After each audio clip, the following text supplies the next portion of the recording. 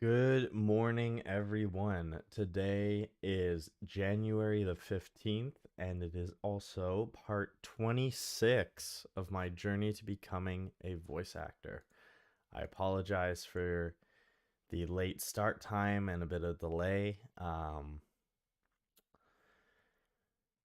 Yeah, once again, I decided to stay up last night. That was a mistake, and slept in a bit today. So, but we're still here. We're still doing the stream, just a little bit later. If anything, more people might tune in. But yeah, I'm here now. So, that being said, let's get into what we're gonna get into for today. So, I want to try something a little different. What do I mean by a little different? Well, I've been doing some thinking, and I know I've been doing a lot of scenes from different games and shows and stuff. Um, but I'm wondering, what if I maybe try out for this stream? We'll see how you guys like it. Uh, Using ChatGPT and enter in some prompts to practice some completely random scripts that I've never seen before to get really good practice on the spot of these scripts, because I feel like this really good practice for me to develop my own voices and discover my own range. So I feel like, you know what? Why not? And I was thinking about this last night. I was like, yeah, I probably, I should try something like that to get used to doing different kind of scenes like that. Um as for shorts, I've got a bunch of shorts, like probably I have short schedule till Thursday, but I'm gonna have another like 6 or 7 or more scheduled after that. So stay tuned for that. But yeah.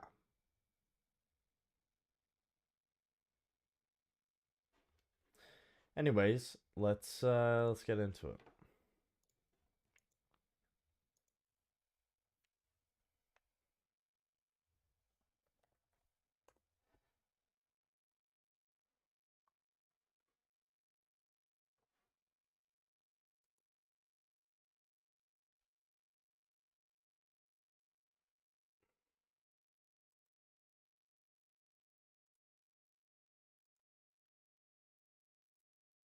Here, let me share the screen properly here, actually.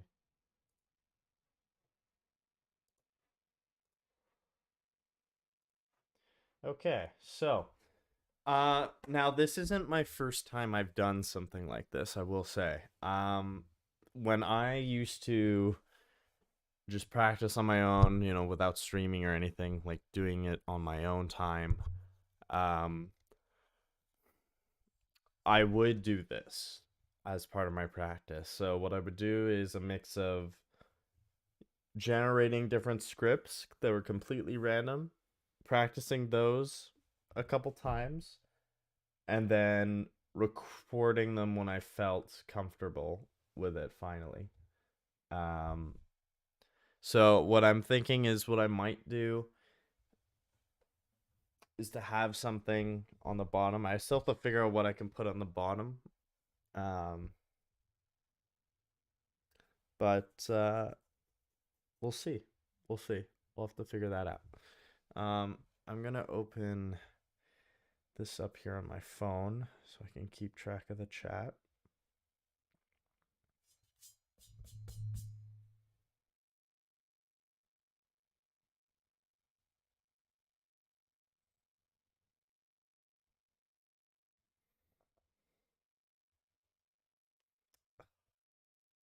Man, I forgot again to adjust the stream delay. I always forget. Tomorrow, I am going to remember to adjust the stream delay.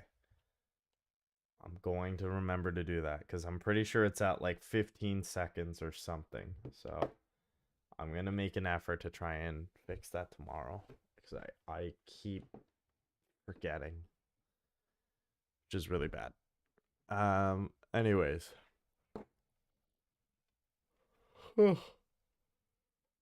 Excuse me. Okay. So, prompts. So usually what I do is I like to have something for two characters so I can go back and forth between them.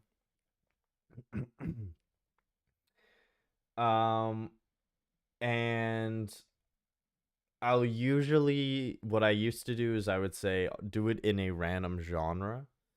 Um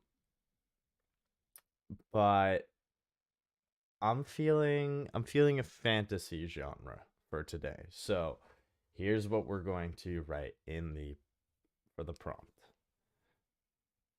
So, we will say, please make me a practice script for voice acting that includes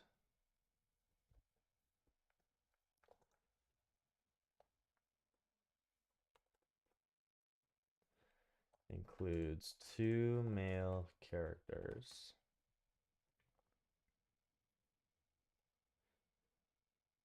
set in the set in a fantasy world. Make the script long, decently long, um,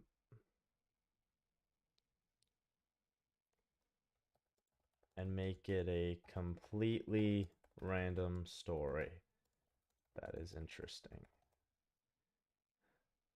So that will be our prompt. Please make me a practice script for voice acting that includes two male characters set in a fantasy world. Make the script decently long and make it a completely random story that is interesting.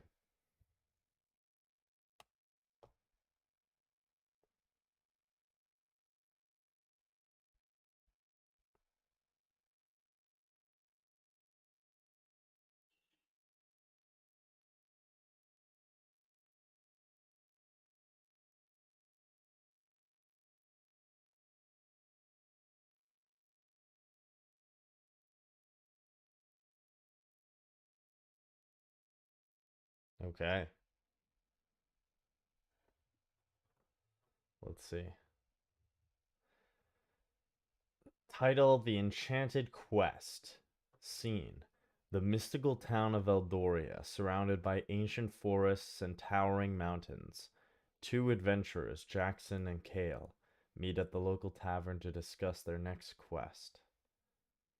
But there's more than just those two. There's also this guy.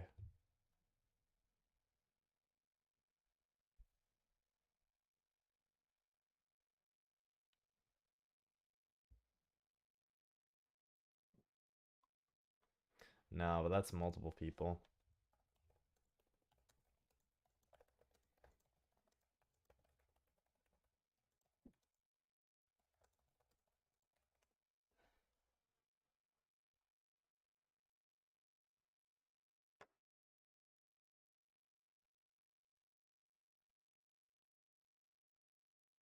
Okay, so it just completely ignored my prompt.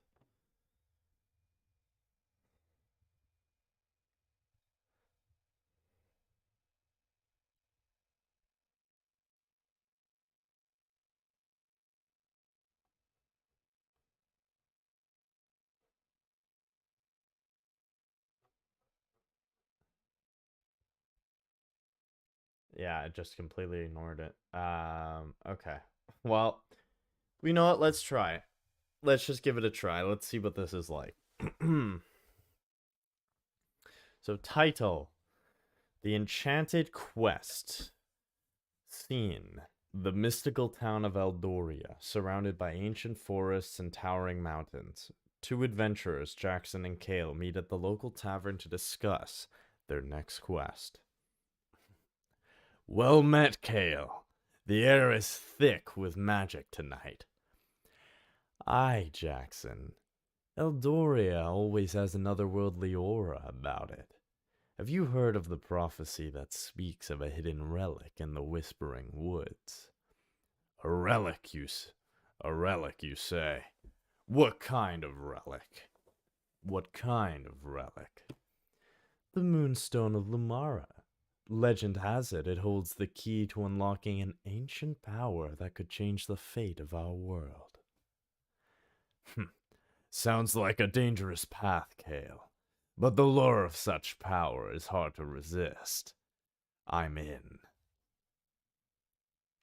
Well, well, what do we have here? Humans in the heart of the Whispering Woods. Who are you, sprite? And what's so funny? I'm Phelan, the trickster of these woods. If you seek the Moonstone, you must pass my challenges. Challenges? Challenges. Bring it on, Phelan. We fear no tricks. The trio faces challenges like riddles, illusions, and tests of courage as they venture deeper into the Whispering Woods. Blast these illusions! I can't tell what's real anymore! Stay focused, Jackson. Our determination will see us through. The heart of the Whispering Woods, where they finally find the Moonstone guarded by a majestic unicorn named Seraphina. Welcome, seekers of the Moonstone. Only those of pure of heart may claim it.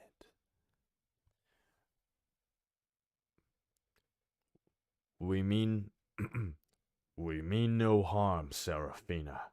We seek the Moonstone to protect our realm.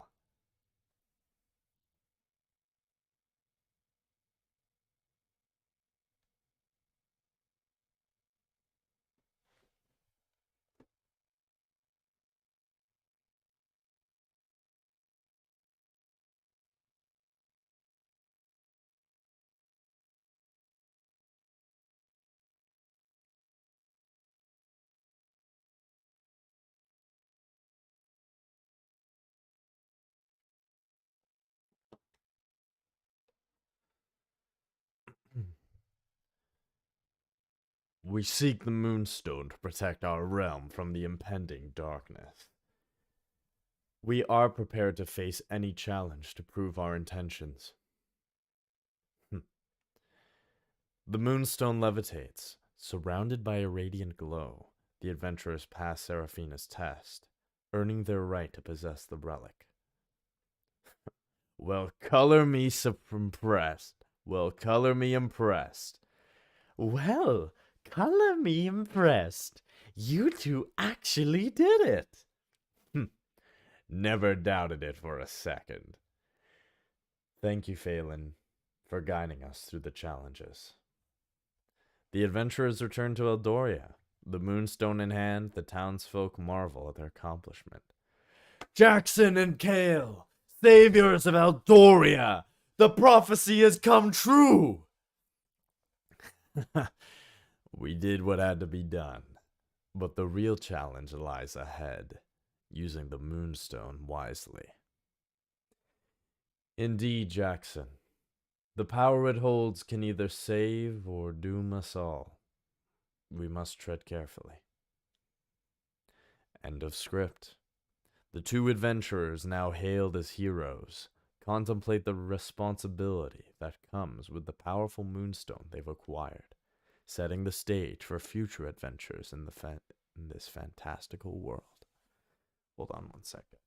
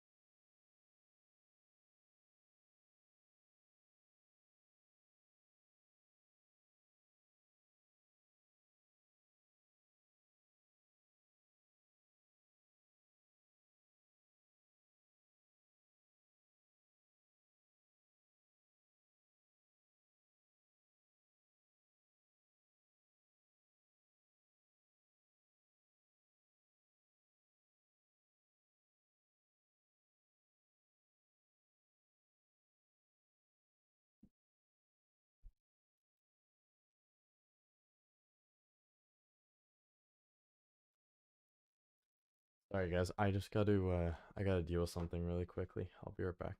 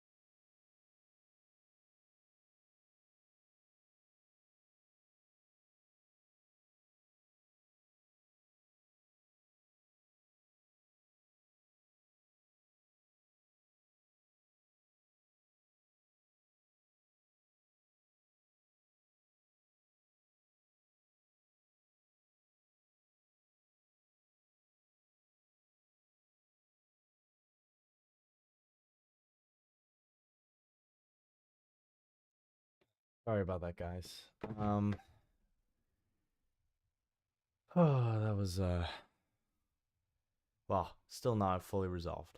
Um, but it's okay. It's nothing like nobody's hurt or anything. Just missing keys. Always always fun.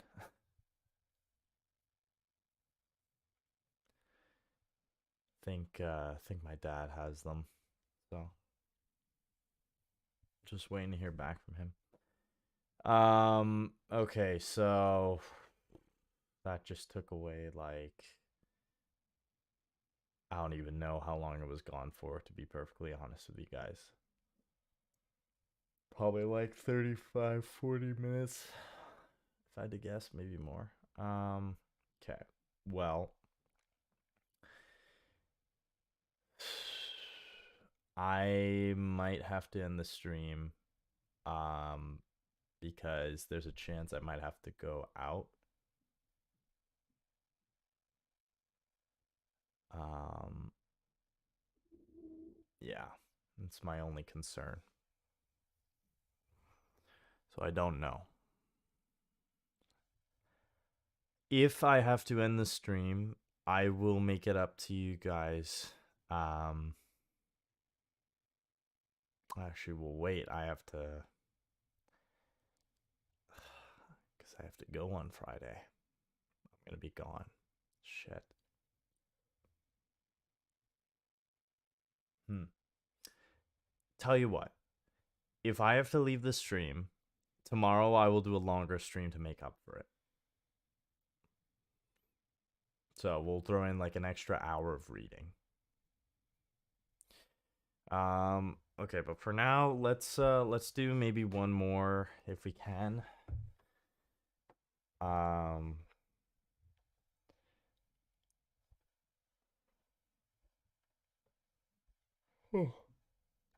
yeah, so let's say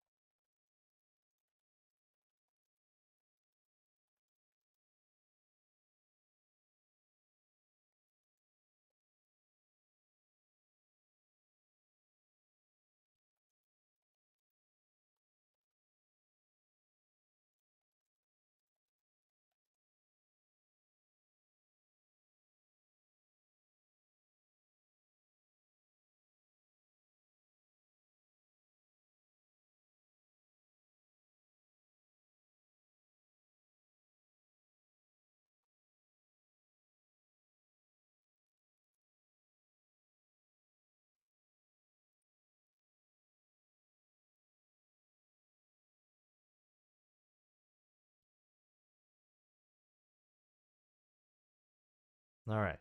So this one is called Divine Discourse. So it has some philosophy in there. The celestial realm where two gods, Aeon and Logos, sit on ethereal thrones amidst the cosmic tapestry.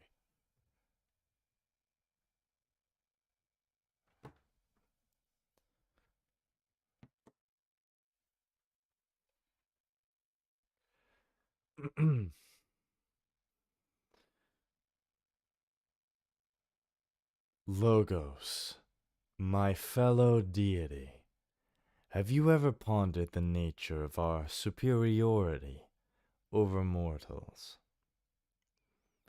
Indeed, Aeon, mortals, like fleeting flames, dance in the shadows of time. We as gods embody eternal essence, but is that enough to claim superiority? Mortals, limited by the ticking clock, find beauty in the transient. As gods, we possess the timeless wisdom to guide them. Does this not make us superior? The gods observe the struggles and achievements of humanity in the mortal world, a cosmic tableau representing the transient nature of life. Timelessness may be our gift, but mortals, in their ephemeral, how do I, you know what, let's look that up. That's a word I've been tripped up on before. Ephemeral, okay. And it means the concept of things being transitory, existing only briefly. Sorry. One more time. Ephemeral. Ephemeral. Timelessness may be our gift, but mortals, in their ephemeral existence, grasp the elusive concept of freedom. They can change, evolve, and defy the predetermined paths we gods tread. But Logos, isn't it our duty to provide the guiding light? Mortals may embrace change, but they often stumble in the dark. Heraclitus once spoke of the ever-changing river of existence. Mortals flow within its currents, adapting to the perpetual flux. Is not adaptability a form of superiority? True. But Plato argued that only the eternal forms hold true knowledge. Mortals, bound to the material world, may strive for wisdom, yet they're shackled by the imperfections of their perceptions. And Nietzsche, the advocate of the Übermensch, believed in transcending the limitations of man. Mortals, through their striving, can descend and overcome, reaching godlike potential.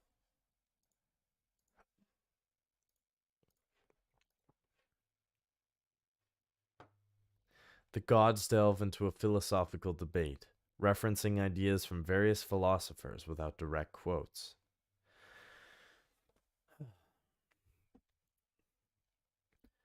Mortals do aspire to greatness, but often they crumble under the weight of their ambitions. Is it not the resilience of the gods? Untouched by mortal flaws, that grant us superiority?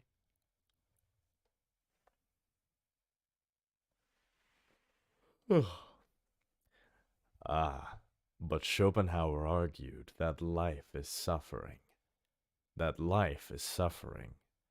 Mortals endure the inevitable struggles, finding meaning in the midst of chaos.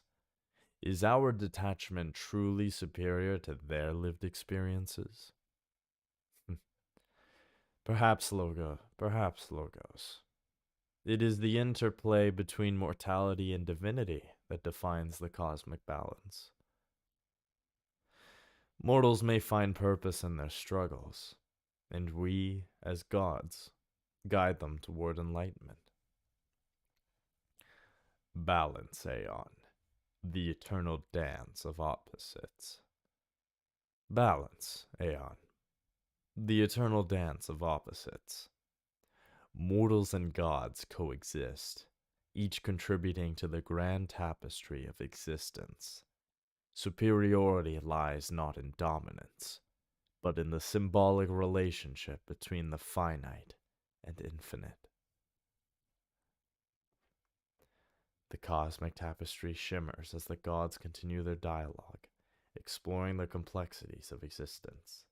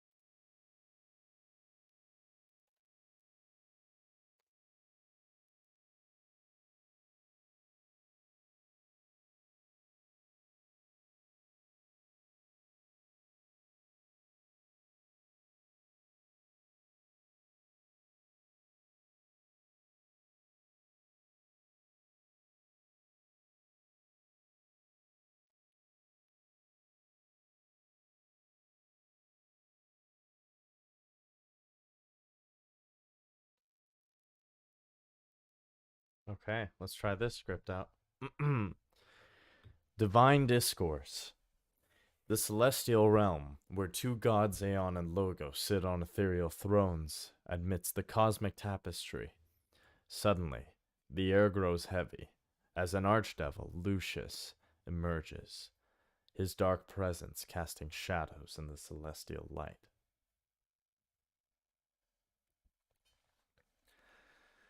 Logos, my fellow deity, have you ever pondered the nature of our superiority over mortals? Indeed, Aeon, mortals like fleeting. Over mortals. Indeed, Aeon, mortals like fleeting flame. Now it's too similar. See that this is why it's good practice. There's a resonant voice and a wise voice. So wise voice maybe a little bit deeper. Resonance is a little higher pitch, slightly. So it'd be like, yeah, okay. Sorry, I'll be right back, guys. Yeah, there is no pocket. He just doesn't.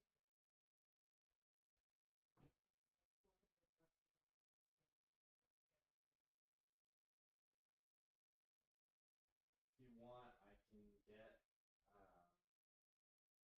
I can take an Uber over there,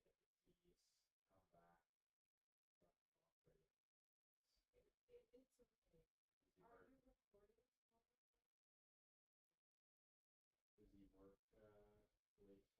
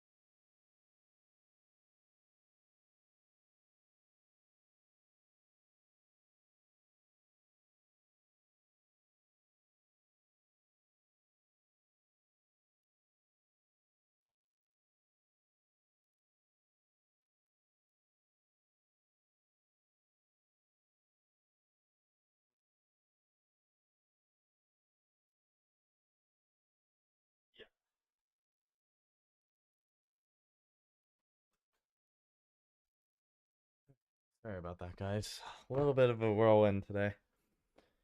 Uh, okay. Let's practice this.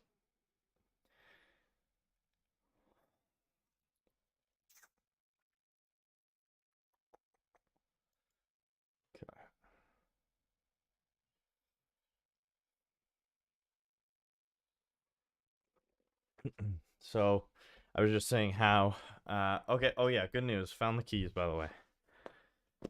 Well, found the extra set of keys. But we know where the main set of keys are. My dad does have them. So that's good. That is good. Okay. So, resonant voice. So it's like how I picture a resonant voice is like that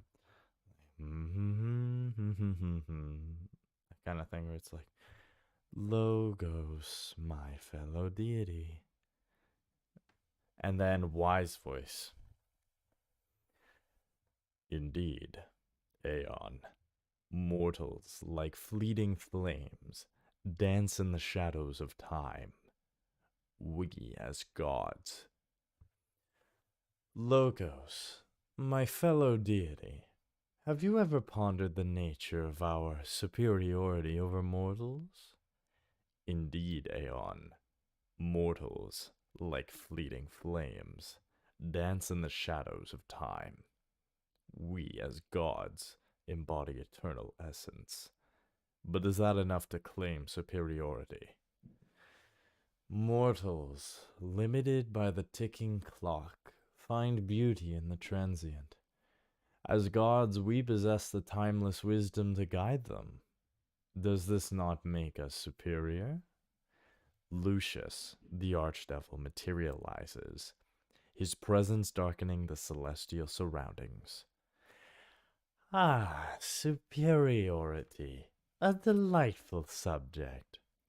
But do you not see, dear gods, that it is the very essence of your immortality that binds you to the true nature of power?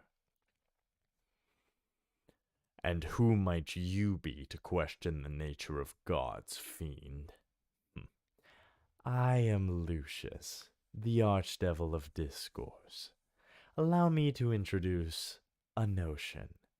Superiority is not confined to the immortal realm. Mortals, with their inherent flaws, wield a power that transcends your eternal existence. The archdevil begins his discourse, weaving in indirect quotes from Roman and Greek philosophers to solidify his points. Seneca once remarked, it's not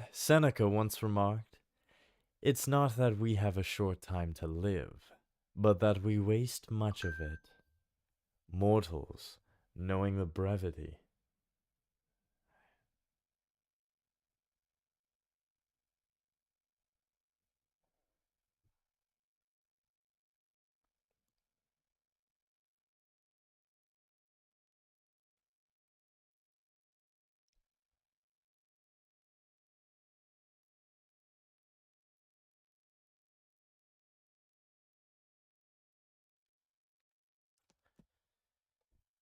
Okay. Sorry, let's do that again. Seneca once remarked, it's not that we have a short time to live, but that we waste much of it. Mortals, knowing the brevity of their lives, seize each moment with an intensity that gods can often overlook. Mortals may seize moments, but their understanding, mortals may seize moments, but their understanding is limited, clouded by the fleeting nature of their existence. Ah, but Epictetus believed that it is not events that disturb mortals, but their judgments about events. Mortals find strength in embracing their vulnerabilities, turning adversity into strength. The archdevil continues to challenge the gods, drawing on philosophical wisdom to make his case. You quote philosophers, devil. You quote philosophers, devil. But the mortal realm is also plagued by chaos and suffering. Chaos and suffering are the crucibles of strength. As Heraclitus said, character is destiny. Mortals forge their character through struggles, and in doing so, They shape their own destinies. Mortals may shape destinies, but gods guide them towards enlightenment. Guiding or controlling, dear. Guiding or controlling, dear gods. Remember what Plato said. We can easily forgive a child who is afraid of the dark. The real tragedy of life is when men are afraid of the light. Mortals seek light, not puppetry. The gods and the archdevil engage in a heated philosophical debate, exploring the nuances of superiority and power. In the grand tapestry of existence, gods and mortals are but threads. Each has its purpose, its strength, and its weaknesses. Superiority, my dear gods, lies not in immortality or mortality, but in the delicate balance of both. Lucifer disappears into the shadows, leaving Aeon and Logos to contemplate his words.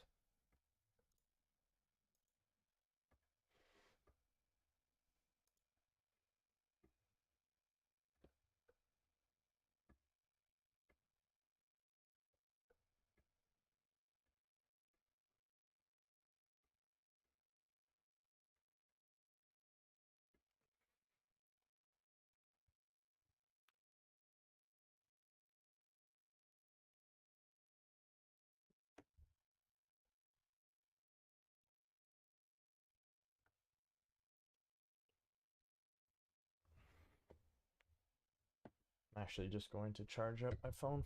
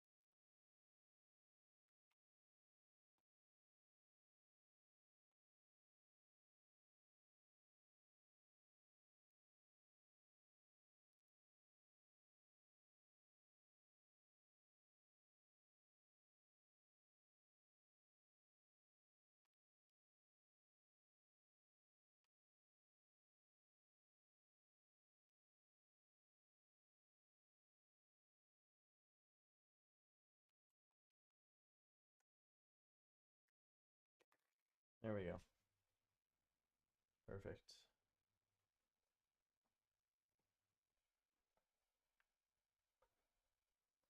All right. Let's do another one. Let's say this is a.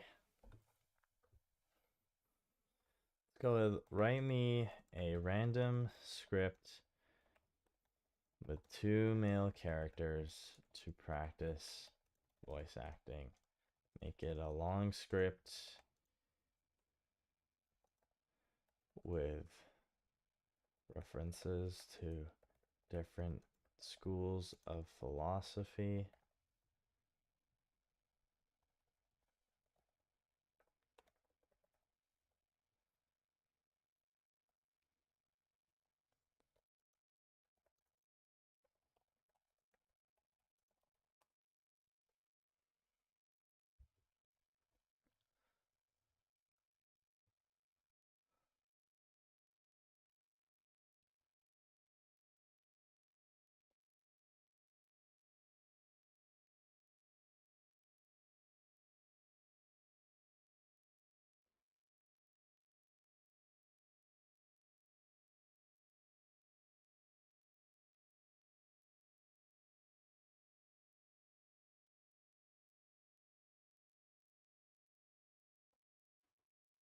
Okay, this one's a long script.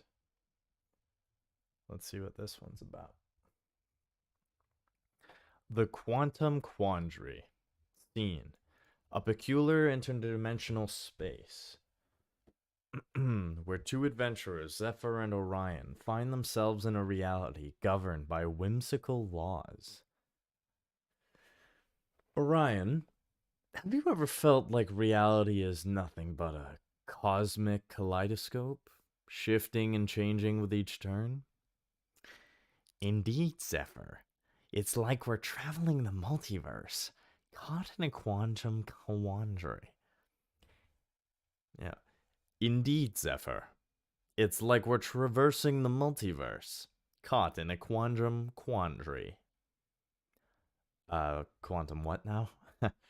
A quandary, my friend. A perplexing situation.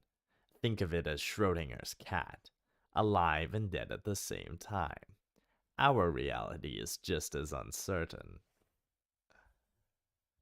The adventurers stumble upon a talking owl, Aristotle, perched on a floating book of philosophy. Greetings, travelers. In this dimension, the very essence of reality is shaped by the philosophical musings of its inhabitants. Philosophical musings? What kind of dimension is this? Aristotle, can you guide us through this abstract landscape? The fabric of this reality is woven with the threads of existentialism, absurdism, and a sprinkle of idealism for flavor. As they journey, they encounter surreal scenarios influenced by various philosophical schools. Why is the ground made of fleeting thoughts? And why are the trees debating the meaning of life? It seems we're in the territory of existential absurdism, where the mundane and the profound collide in chaotic harmony. Oh, fantastic. Just what I needed. They encounter an eccentric character, Eudaimon, who speaks in platitudes about the pursuit of happiness. Welcome, wanderers! In this realm, the pursuit of eudaimonia is paramount. Happiness flourishing and the meaning of life converge like rivers of joy. Eudaimonia, huh? Is there a shortcut to this river of joy? Eudaimonia is found in virtuous living, my friend. The journey is the destination. They navigate through a maze of paradoxes, where logic and reason seem to defy the laws of this dimension.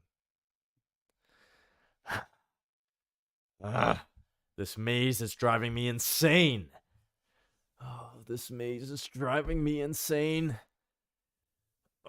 This maze is driving me insane! It's like a puzzle designed by a mad philosopher. Perhaps we're in the realm of Hegelian dialectics, where contradictions are resolved in a synthesis of understanding.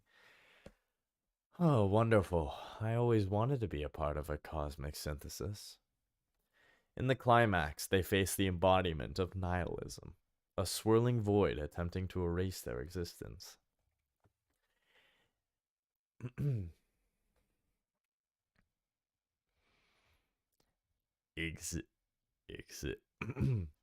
Existence is meaningless, travelers. Embrace the void, for in nothingness you shall find liberation. We won't succumb to your nihilistic nonsense. There's meaning in the chaos of existence. Nihilism may be a tempting void, but we choose to create our own purpose. They confront nihilists, weaving in references to various philosophers to counter the nihilistic argument. Remember the words of Nietzsche, my friends. He who has a why to live. He who has a why to live can bear almost any how. That's right. We'll find our own why in this chaotic kaleidoscope. In the grand symphony of existence, we'll compose our own meaningful melody. In the resolution, the adventurers overcome the nihilistic threat, and the dimension starts to stabilize. Well done, brave travelers. The interplay of philosophical concepts can indeed shape the very fabric of reality. Who knew philosophy could be so adventurous? Every dimension, it seems, is a tapestry woven with the threads of thought and philosophy. The adventurers bid farewell to the surreal dimension, returning to their own reality, leaving behind a cosmic kaleidoscope of philosophical musings.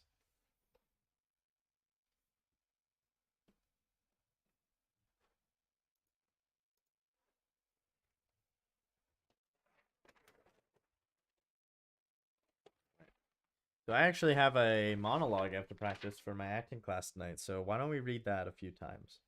So this is a scene from a movie called Gone Girl by Gillian Flynn. This is a dramatic scene, or a drama movie, I guess, a dramatic movie.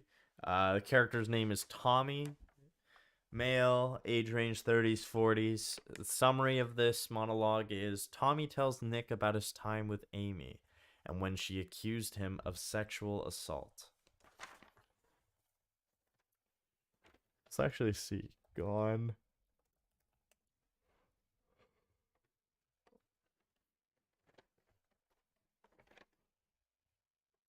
Oh, wait a minute. Oh my god, it's this fucking movie.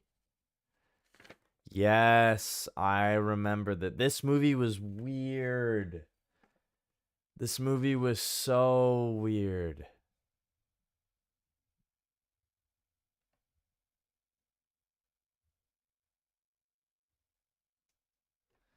This was such a weird movie.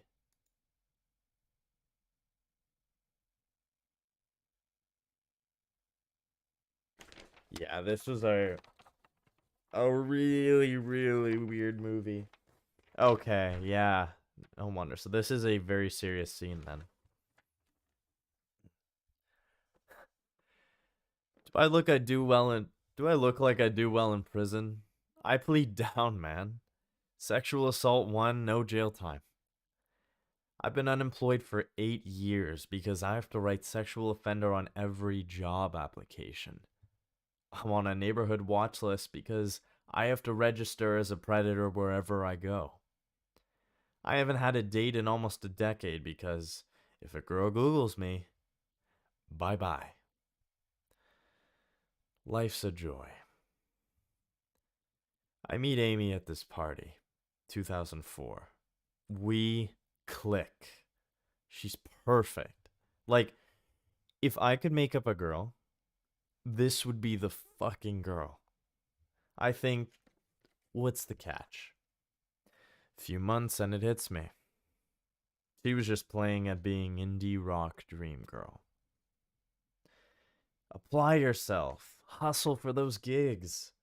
Play this venue and meet that executive. She bought me ties. I mean, girl's like a fixer-upper. But she invaded me. She made me her business. And she wanted me to do the same for her. It was too much. I wasn't even sure I wanted to be the guy she wanted me to be. So I break up with her. Back away. Whatever. It was no big deal. Or so I think. Then Amy shows up one night. She's got a bottle of bourbon and this bootleg of a band I love. And fuck, she's all over me. And when this girl gets all over you, sorry, she's your wife. But pretty soon, consensual, nothing funky. Next thing I know, the cops are at my door.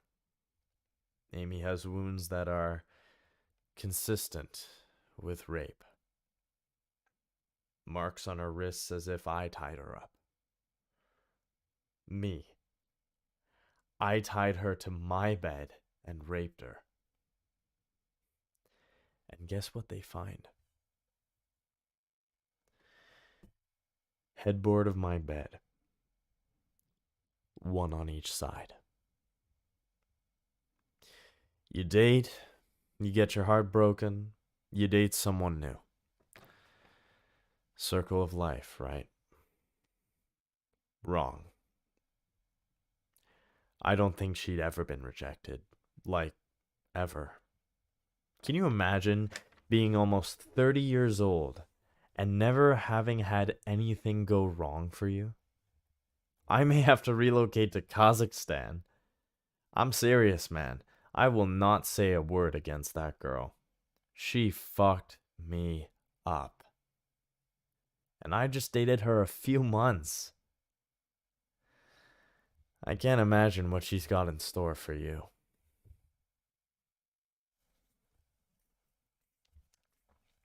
Who plays Tommy? Is it Ben Affleck's character?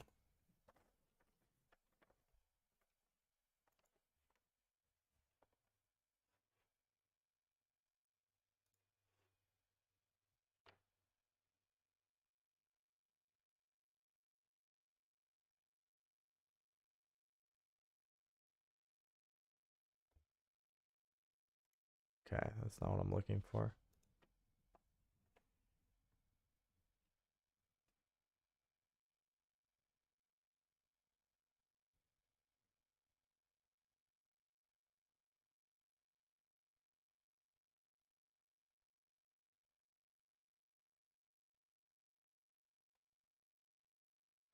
Oh, yeah, that's right. This movie, yeah. Husband comes back home to find her missing, and then he's like, wherever you are, Amy, like, I'm looking for you.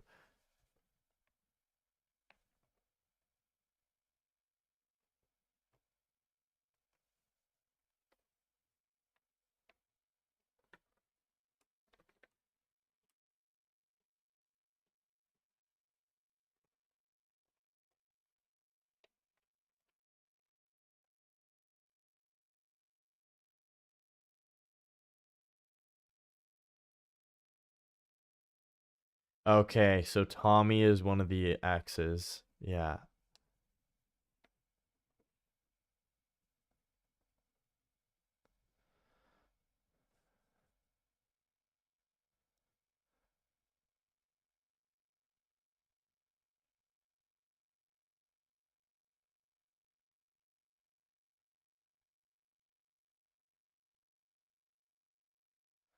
Oh my god. That is a fucked up ending. Jesus Christ. What the fuck? Oh my god.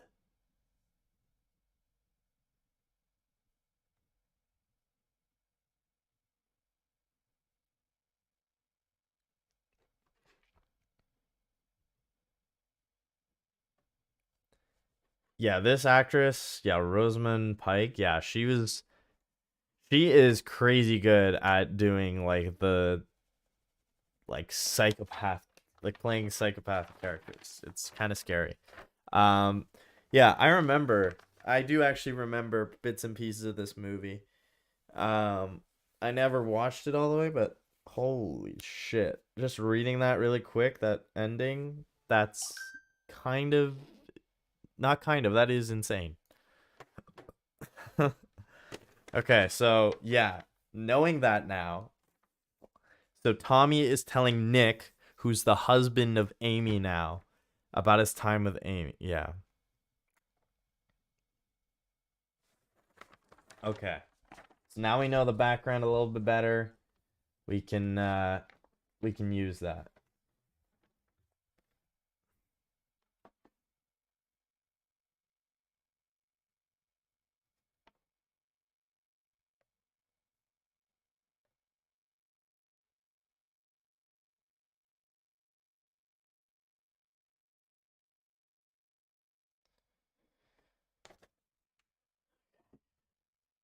Mm.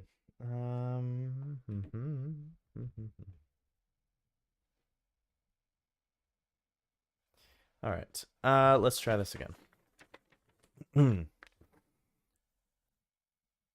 Do I look like I do well in prison? I plead down, man. Sexual assault 1, no jail time. I've been unemployed for 8 years because I have to write sexual offender on every job application. I'm on a neighborhood watch list because I have to register as a predator wherever I go. I haven't had a date in almost a decade because if a girl Googles me, bye bye. Because, actually, I need to deliver that line better. Let's see. Haven't had a date in almost a decade because if a girl Googles me, bye bye. Life's a joy. I haven't had a date in almost a decade because if a girl Googles me, bye bye. Life's a joy. Life's bye bye. Life's a joy. Life's a joy. Life's a joy. I meet Amy at this party, 2004. We click. She's perfect. Like if I could make up a girl, this would be the fucking girl. I think, what's the catch? A few months in and it hits me. She was just playing at being indie rock dream girl. Apply yourself, hustle for those gigs, play this venue and meet that executive. She bought me ties. I mean, girl's like a fixer-upper, but she invaded me. She made me her business. And she wanted me to do the same for her. It was too much. I wasn't even sure I wanted to be the guy she wanted me to be. So I break up with her. Back away. Whatever. It was no big deal. Or so I think. Then Amy shows up one night. She's got a bottle of bourbon and this bootleg of a band I love. And fuck, she's all over me. And when this girl gets all over you, sorry, she's your wife. But pretty soon, consensual, nothing funky. Next thing I know, the cops are at my door. Amy has wounds that are consistent with rape. Marks on her wrists as if I tied her up. Me. As if I tied her up. Me. I tied her to my bed and raped her. And guess what they find? Headboard of my bed. One on each side. You date, you get your heart broken. You date someone new. Circle of life, right? Wrong. I need to deliver that line better. You date, you get your heart broken, you date someone new. Circle of life, right? Wrong. Wrong. Circle of life, right? Wrong. Wrong. Wrong. Circle of life, right? Wrong. I don't think she'd ever been rejected. Like, ever. Can you imagine being almost 30 years old and never having had anything go wrong for you? I may have to relocate to Kazakhstan. I'm serious, man. I will not say a word against that girl. She fucked me up. I just dated her for a few months. I can't imagine what she's got in store for you.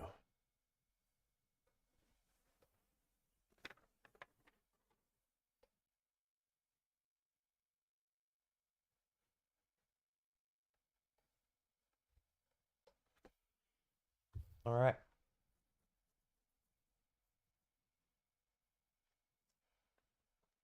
I think this is a good time to switch to some reading. Wouldn't you all agree? Yeah, you guys want to listen to some reading.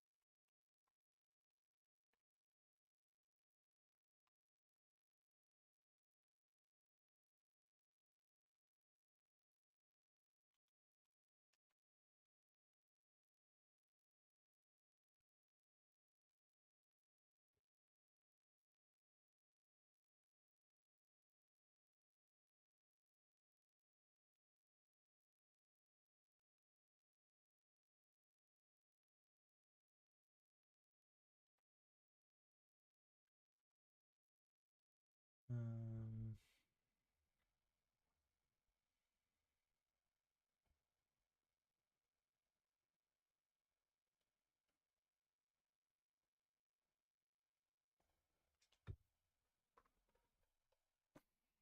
all right. Yes, we agree.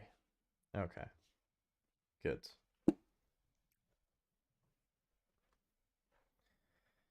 All right. We're about actually. So we'll continue reading our book, Mastery by Robert Greene. We're actually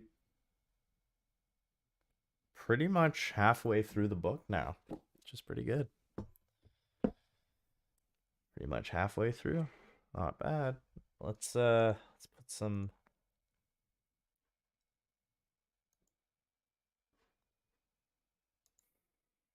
vibes on.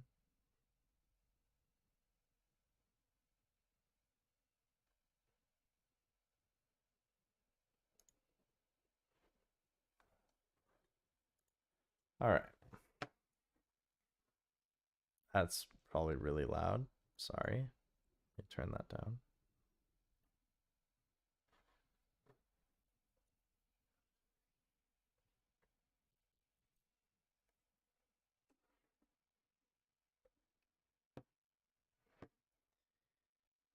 There we go. Next book I'm thinking of reading after this is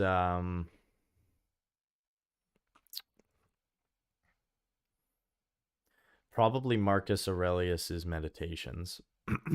I'd like to read that. I think that would be a fun book to read live. I've never actually read through. I've read through the first few books, but I don't remember them well. I only remember certain parts. So I want to get a nice hard copy of that.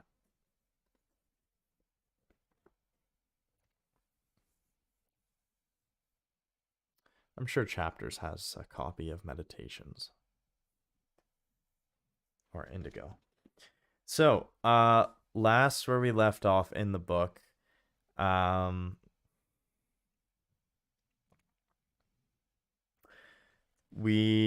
the author talked about strategies for acquiring social intelligence. So the first example was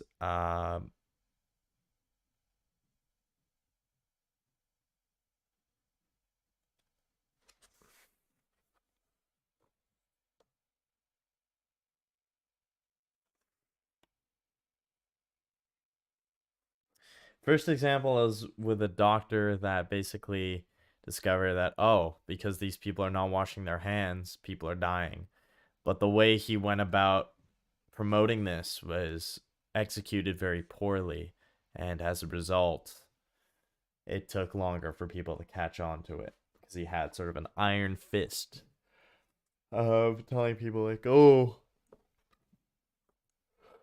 has to be this way," and then talked about a woman who was a artist that worked with sheet metal and had to employ different strategies to promote her work and to avoid assumptions from others. Um, Specifically, it was, yeah, craft the appropriate persona. So the thing was is that she'd make these giant sculptures, and people saw how short she was. Like, oh, like this short woman is making these giant sculptures. So that's kind of funny. And then so she had to adopt the right persona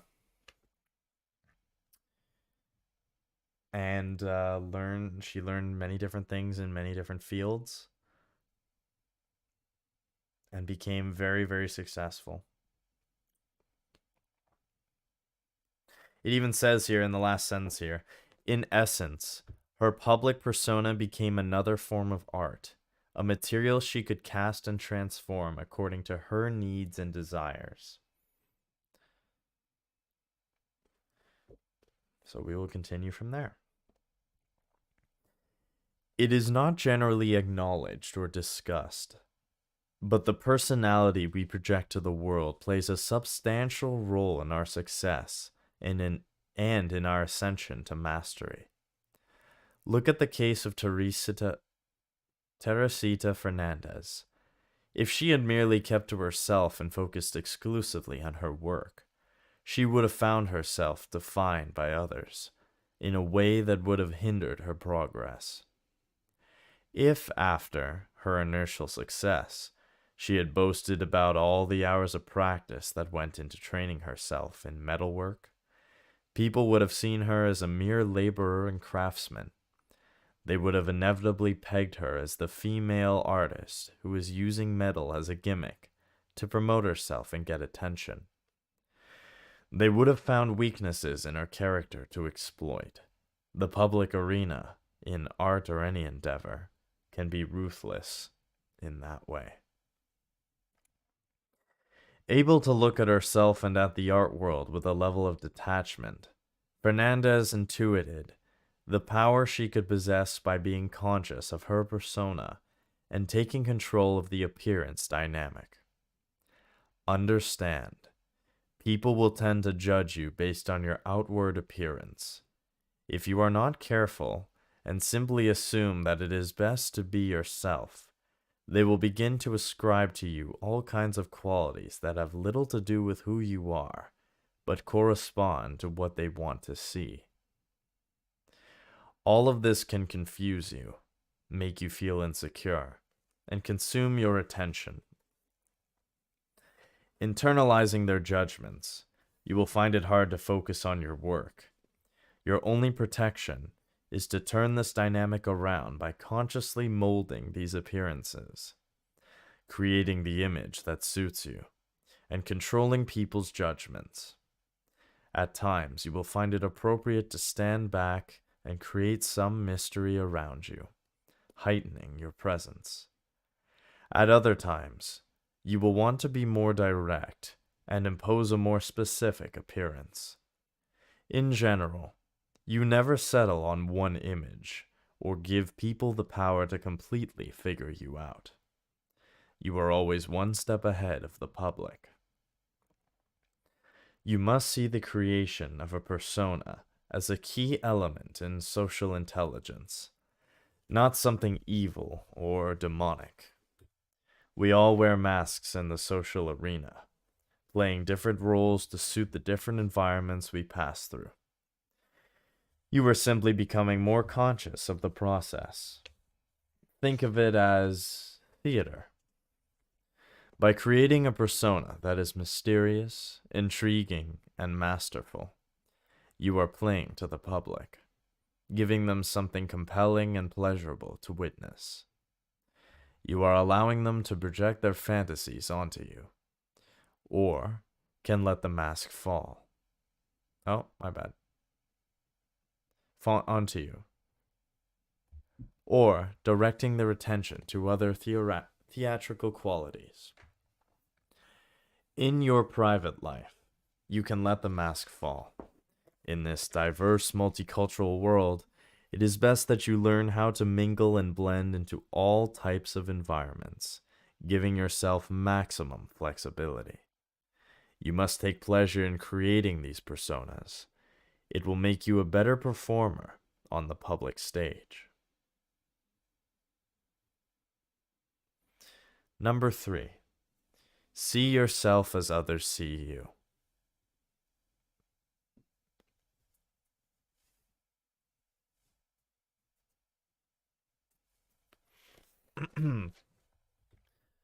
Growing up with autism, Temple Grandin, see chapter 1, pages 43 to 45 for more on this, had much to overcome in life, but by the end of high school, she had managed to transform herself, through keen desire and discipline, into a gifted student with a promising future in the sciences. She understood that her greatest weakness was in the social arena. With animals, she had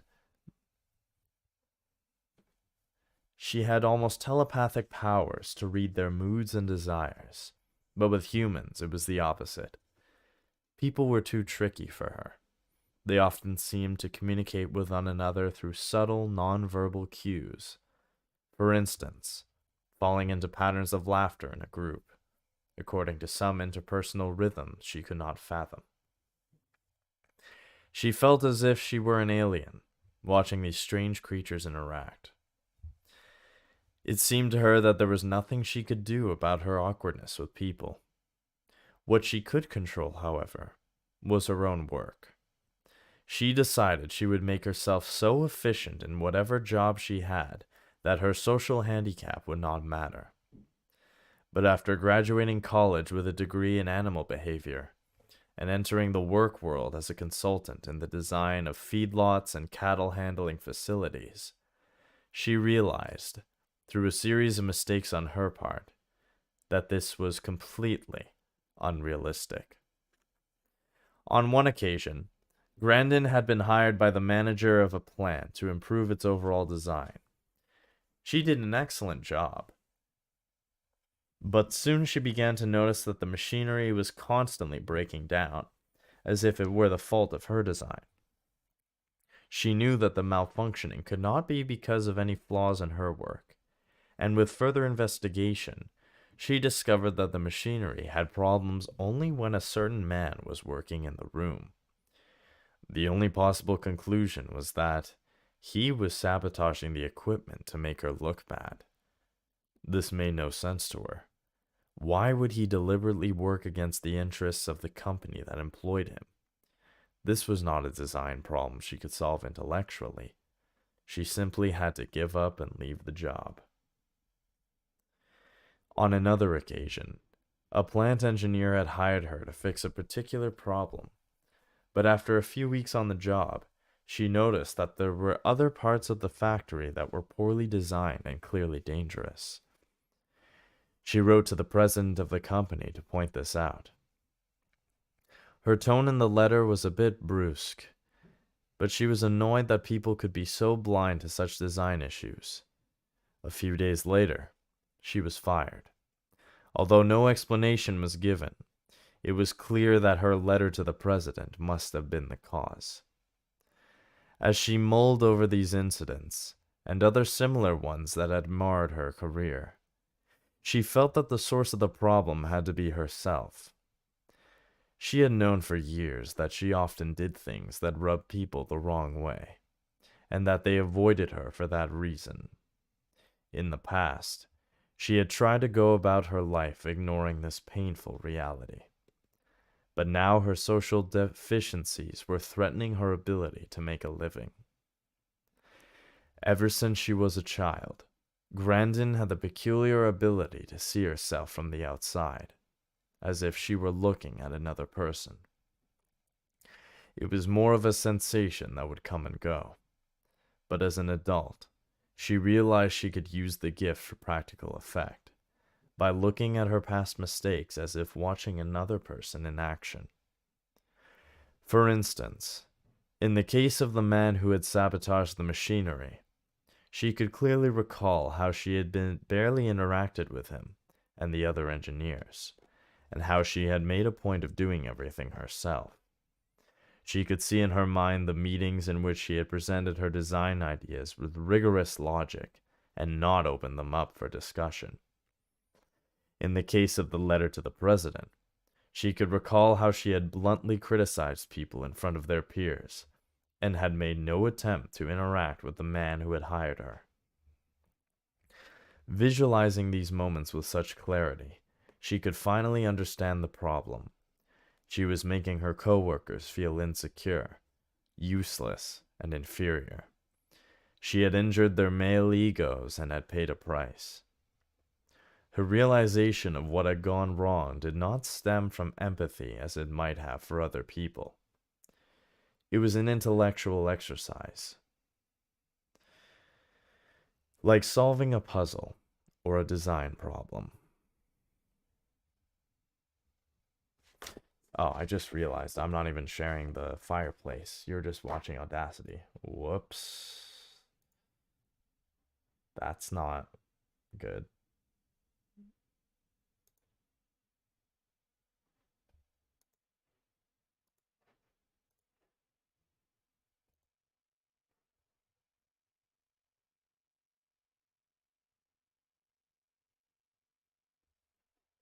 Oh, wait, no.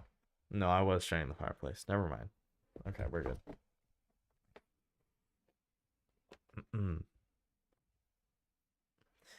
But because her emotions were not so deeply involved, it was easier to go through the process and make the necessary corrections. In the future, she would discuss her ideas with engineers, involve them as much as possible in her work, and never directly criticize people for anything. She would practice this in every subsequent job until it became second nature. Slowly, developing social intelligence in her own way, Temple ironed out much of her awkwardness and her career prospered. In the 1990s, as she grew famous, she was increasingly invited to give talks, initially about her experiences as a professional who had overcome autism, and later as an expert on animal behavior. In giving these talks, she had imagined they had gone quite well. They were full of information and appropriate slides to illustrate her ideas. But after a few such lectures, she was handed the evaluations from the audience, and what she read was shocking. People complained that she made no eye contact, read her talk mechanically from her notes, and did not engage with the audience to the point of rudeness. The audience had the impression that she was simply repeating the same talk over and over, with the same slides as if she were a machine. Strangely enough, none of this bothered Temple. In fact, the idea of these evaluations excited her. They gave her a clear and realistic picture of herself as others saw her, and that is all she ever needed for self-correction. She pursued this process with great zeal, determined to transform herself into a skilled lecturer. As enough evaluations came in, she pored over them, looking for patterns and criticisms that made sense. Working from this feedback, she taught herself to mix in anecdotes and even jokes, and to make her slides not so logical and tight. She shortened the length of her talks, trained herself to speak without notes, and made sure to take as many questions as the audience wanted to ask at the end.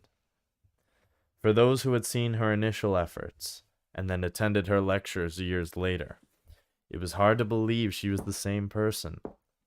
She was now an entertaining and engaging speaker, one who could hold the attention of an audience better than most. They could not imagine how this had come about, which made her transformation seem all the more miraculous.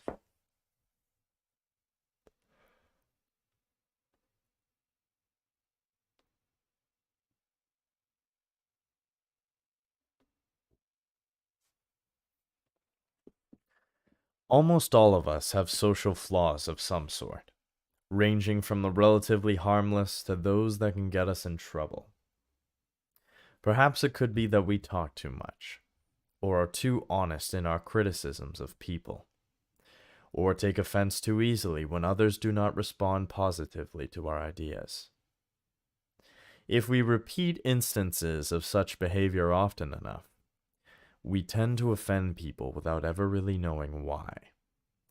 The reason for this is twofold.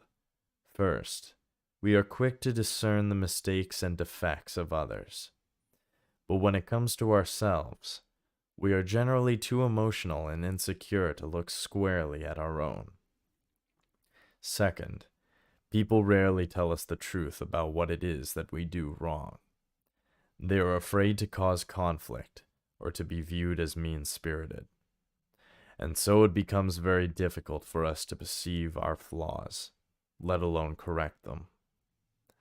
We sometimes have the experience of doing work that we consider to be quite brilliant, and then are rather shocked when we receive feedback from others who do not see it the same way at all. In such moments, we are made aware of the discrepancy between our emotional and subjective relationship to our own work, and the response of others who view it with complete detachment, capable of pointing out flaws we could never see. The same discrepancy, however, exists on the social level. People see our behavior from the outside, and their view of us is never what we imagine it to be. To have the power to see ourselves through the eyes of others would be of immense benefit to our social intelligence. We could begin to correct the flaws that offend, to see the role that we play in creating any kind of negative dynamic, and to have a more realistic assessment of who we are. To see ourselves objectively, we must follow the example of Temple Grandin. We can begin this process. Excuse me. We can begin this process by looking at negative events in our past, people sabotaging our work, bosses firing us for no logical reason, nasty personal battles with colleagues. It is best to start with events that are at least several months old, and thus not so emotionally charged. In dissecting these occurrences, we must focus on what we did that either triggered or worsened the dynamic. In looking at several such incidents, we might begin to see a pattern that indicates a particular flaw in our character.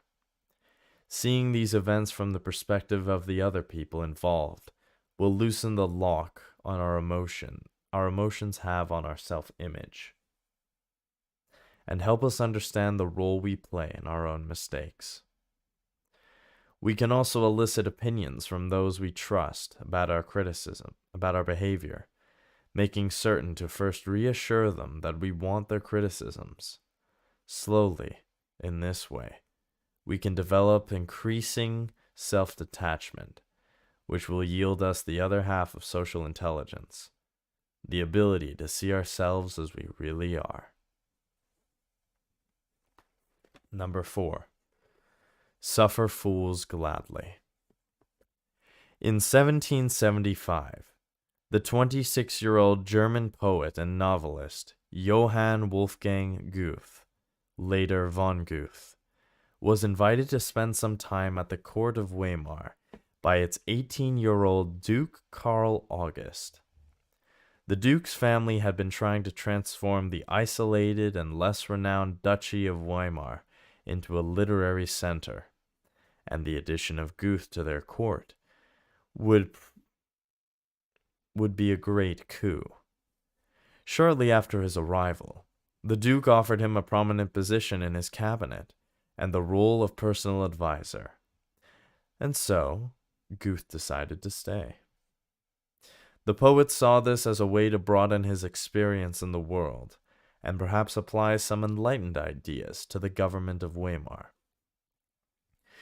Goethe came from a solid middle-class background and had never really spent much time around nobility. Now, as a prized member of the Duke's court, he was to have his apprenticeship in aristocratic manners. After only a few short months, however, he found court life quite unbearable. The lives of the courtiers revolved around rituals of card games, shooting parties, and the exchanging of endless bits of gossip. A passing remark by Herr X, or the failure of Frau Y, to show up at a soirée would be blown up into something of great importance, and courtiers would strain to interpret the meaning of it.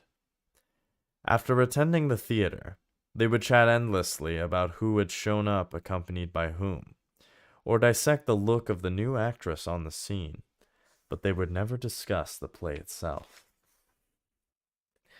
In conversation, if Goethe dared to discuss some reform he was considering, suddenly a courtier would get all up in arms about what this might mean for a particular minister, and how it could jeopardize his position within the court, and Goethe's idea would get lost in the ensuing heated dialogue. Even though he was the author of the most famous novel of the day, The Sorrows of Young Werther, nobody seemed particularly interested in his opinions. They found it more interesting to tell the celebrated novelist their own ideas and to see his reaction. In the end, their interest seemed constricted to the claustrophobic court and its intrigues. Goethe felt trapped. He had accepted a position with the Duke and took it most seriously, but he found it hard to tolerate the social life to which he was now condemned. As a confirmed realist in life, however, he found it useless to complain about what he could not change. And so, accepting his fellow courtiers as his companions for the next few years, Goethe devised a strategy, making a virtue out of necessity. He would talk very little, rarely venturing an opinion on anything. He would get his interlocutors to go on and on about this or that subject. He would wear a pleasant mask as he listened, but inwardly, he would observe them as if they were figures in a stage play. They would reveal to him their secrets, their petty dramas, and their inane ideas. And all the while, he would smile and always take their side. What the courtiers did not realize was that they were supplying him with endless material for characters, bits of dialogue, and stories of folly that would fill the plays and novels he was to write in the future. In this way, he transformed his social frustrations into a most productive and pleasant game. The great Austrian-American film director Josef von Sternberg, 1894 to 1969, had risen from studio errand boy to become one of the most successful directors in Hollywood during the 1920s and 30s. He developed along the way a particular philosophy that would serve him well throughout his directorial career, which would last into the 1950s. All that mattered was the final product. His role was to get everyone on the same page and guide the production according to the vision he had, employing whatever means necessary to get the results he wanted. And the greatest impediment to realizing his vision came inevitably from the actors. They thought first and foremost of their careers. The film as a whole mattered less than the attention they received for their part. This would make them try to steal the limelight, and in the process, they would alter the quality of the film. With such actors, von Sternberg would have to find a way to trick or beguile them into doing his bidding. In 1930, von Sternberg was invited to Berlin to direct what would be his most famous film, The Blue Angel, which would feature the world-renowned actor Emil Jannings.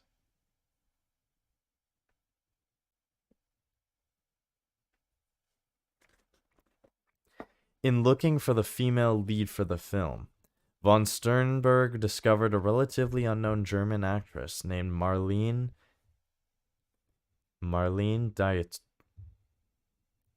Dietrich, whom he would go on to direct in 7 feature films, single-handedly transforming her into a star.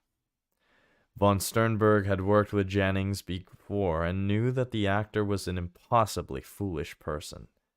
Jannings did everything he could to disrupt the flow of the production. He took as a personal affront any attempt by the director to direct him. His whole method was to goad the director into useless battles and wear him down until he relented and let Jannings do as he wished. Von Sternberg was prepared for all of this and went to war in his own way. He steeled himself against Jannings' childish games. Jannings demanded that the director show up every morning in his dressing room to reassure the actor of his undying love and admiration for his work.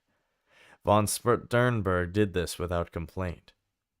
He asked that the director take him to lunch every day and listen to his ideas about the film.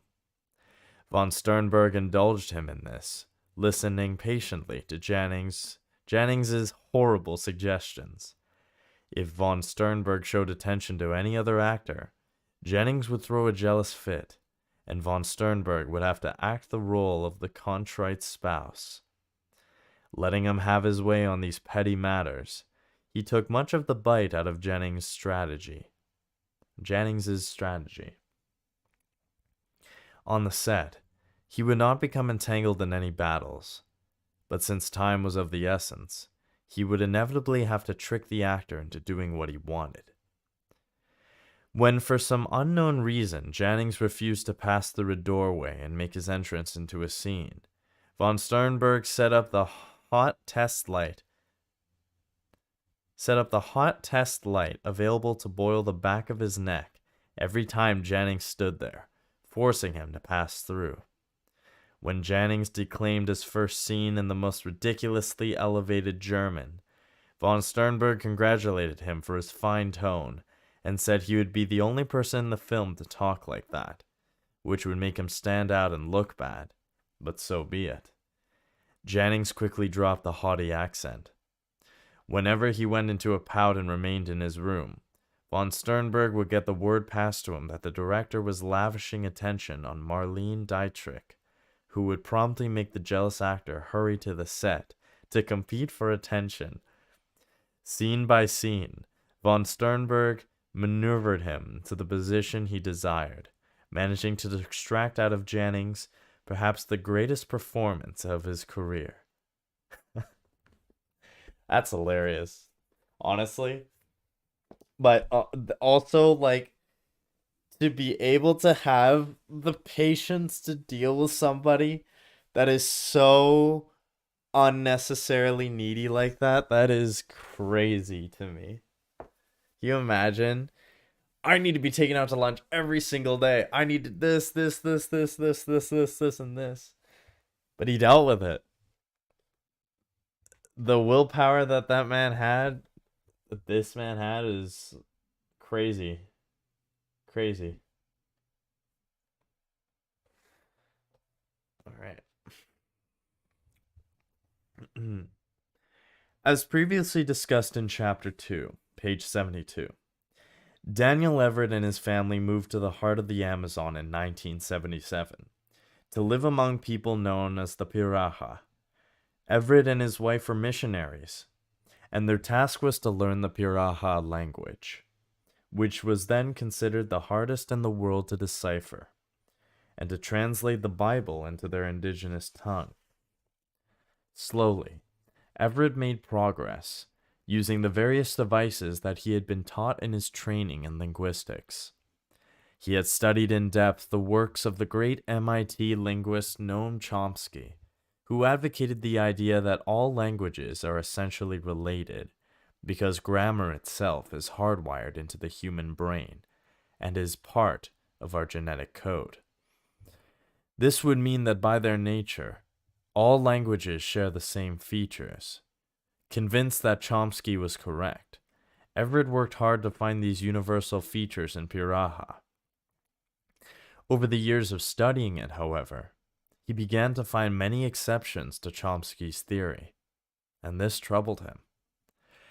After much thought, Everett came to the conclusion that the Piraha language reflected many peculiarities of their life in the jungle. He determined, for instance, that their culture placed a supreme value on immediacy of experience. What was not before their eyes did not exist, and therefore there were almost no words or concepts for things outside immediate experience. In elaborating this concept, he theorized that the basic features of all languages are not simply genetic in origin and universal, but that each language has elements that reflect the uniqueness of its culture. Culture plays a larger role than we might imagine in how we think and communicate. In 2005, he finally felt ready to make all of this public and had an article published in an anthropology journal that expressed these revolutionary ideas. He expected that his findings might stir up some animated discussion, but he was not prepared at all for what would ensue. People at MIT, linguists and graduate students associated with Chomsky, began to hound Everett. When he gave a talk at an important symposium at the University of Cambridge about his findings, some of these linguists flew over to attend it. They peppered him with questions meant to poke holes in his ideas and publicly embarrass him. Not ready for this, Everett fumbled and did not handle it well. This continued with subsequent lectures. Oh, that's actually a typo in the book. It says continue instead of continued. I think that's a misprint, because it just says this continue. This continued with subsequent lectures. They zeroed in on any kind of inconsistency in his talk or his writings, and used these inconsistencies to discredit his overall idea. Some of their attacks on him became personal. They publicly called him a charlatan and questioned his motives. Even Chomsky himself implied that Everett was out for fame and money. When Everett published his first book, Don't Sleep, There Are Snakes, some of these linguists wrote letters to critics who were going to review it, trying to dissuade them from even discussing his material. It was too far below academic standards, they claimed. They went so far as to put pressure on National Public Radio, which is about to do a large segment on Everett. The show was canceled. At first, Everett could not help but become emotional. What his detractors were bringing up in their arguments did not discredit his theory, but merely revealed some possible weak points. They seemed less interested in the truth and more concerned with making him look bad. Quickly, however, he moved past this emotional stage and began to use these attacks for his own purpose. They forced him to make sure everything he wrote was airtight. They made him rethink and strengthen his arguments. He could hear their possible criticisms in his head, and he addressed them one by one in his subsequent writings. They made him a better writer and thinker, and the controversy they stirred up only increased the sales of Don't Sleep, There Are Snakes, winning many converts to his argument in the process. In the end, He came to welcome the attacks of his enemies for how much they had improved his work and toughened him up. In the course of your life, you will be continually encountering fools. There are simply too many to avoid. We can classify people as fools by the following rubric. When it comes to practical life, what should matter is getting long-term results and getting the work done in as efficient and creative a manner as possible. That should be the supreme value that guides people's actions. But fools carry with them a different scale of values.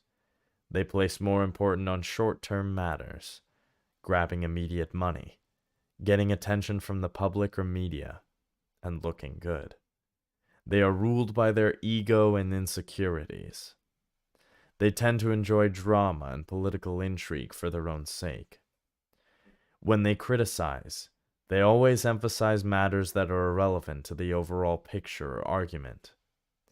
They are more interested in their career and position than in the truth. You can distinguish them by how little they get done, or by how hard they make it for others to get results. They lack a certain common sense, getting worked up about things that are not really important, while ignoring problems that will spell doom in the long term.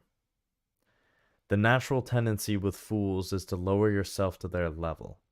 They annoy you, get under your skin, and draw you into a battle.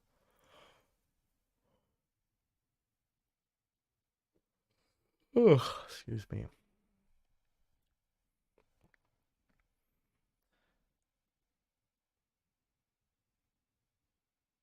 In the process, you feel petty and confused.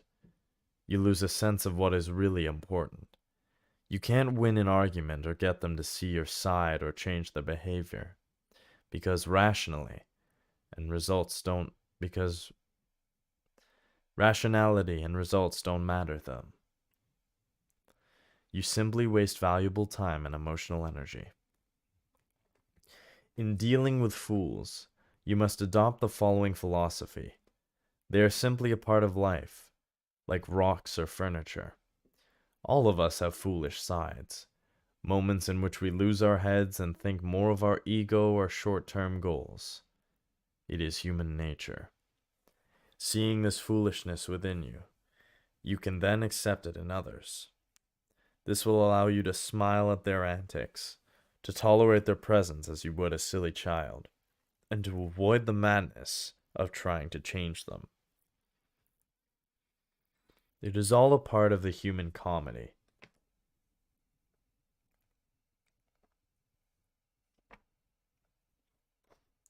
It is all a part of the human comedy, and it is nothing to get upset about or lose sleep over. This attitude, suffer fools gladly, should be forged in your apprenticeship phase, during which you are almost certainly going to encounter this type. If they are causing you trouble, you must neutralize the harm they do by keeping a steady eye on your goals and what is important, and ignoring them if you can. The height of wisdom, however, is to take this even further, and to actually exploit their foolishness, using them for material for your work, as examples of things to avoid, or by looking for ways to turn their actions to your advantage. In this way, their foolishness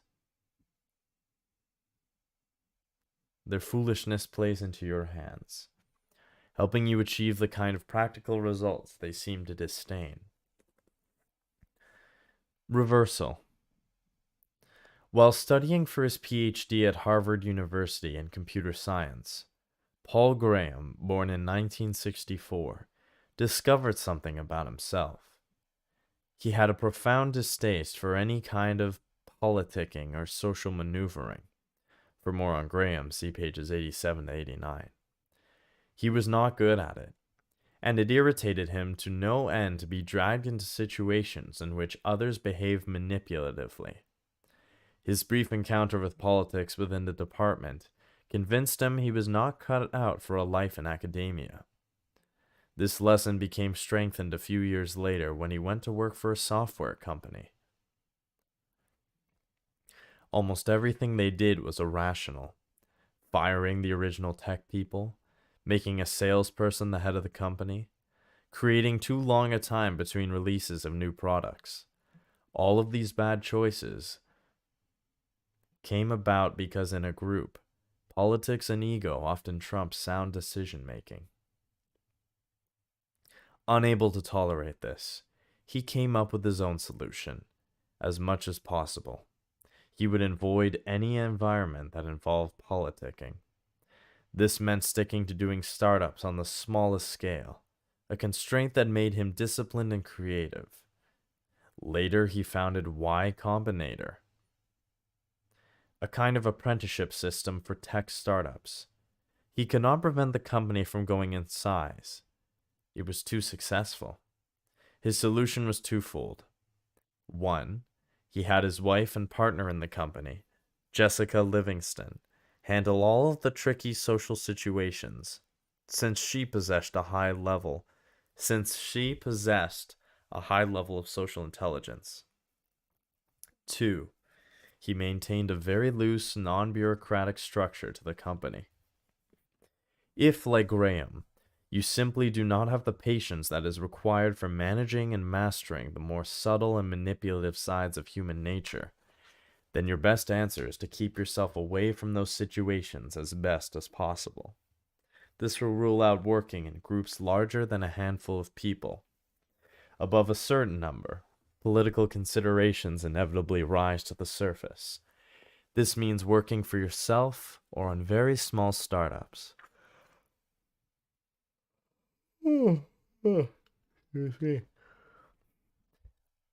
Even still, it is generally wise to try to gain the rudiments of social intelligence, to be able to read and recognize the sharks, and to charm and disarm difficult people.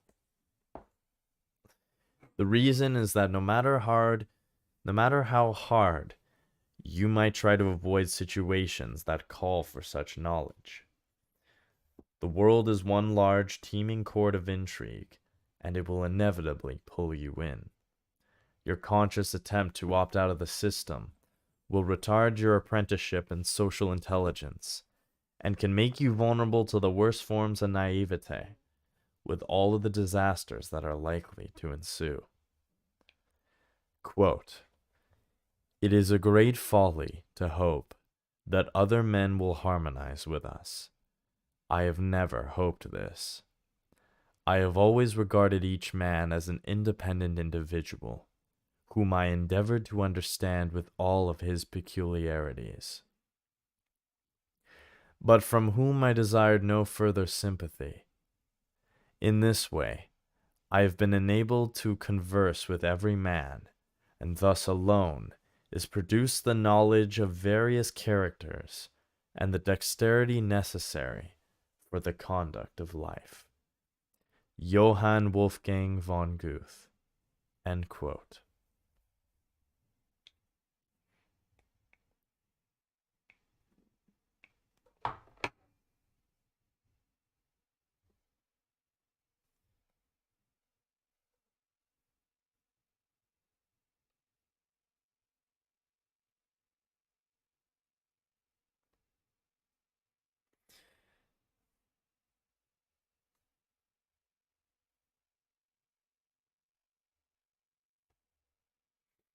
All right.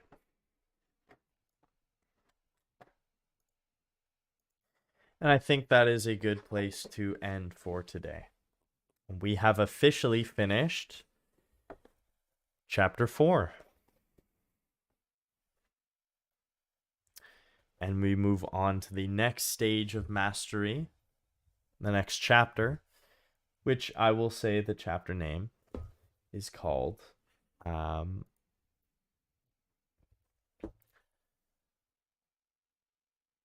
Awaken the Dimensional Mind, the Creative Active.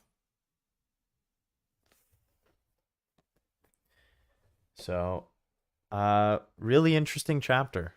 Social intelligence was what that part was. And I feel like social intelligence is something that is extremely, extremely, extremely, extremely underrated.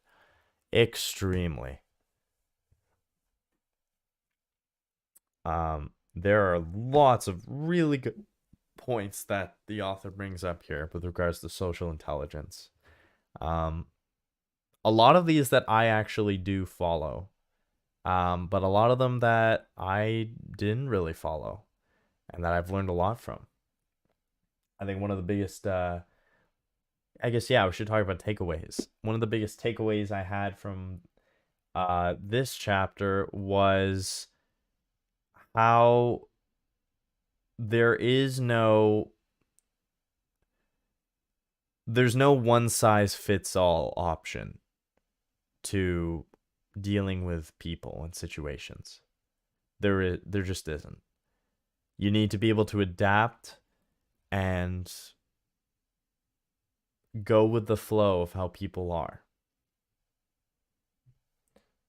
I think it's very important. But yeah, there's a lot of other really good stuff from this that I could go on about, but I have some errands to run, so we're gonna end a bit early.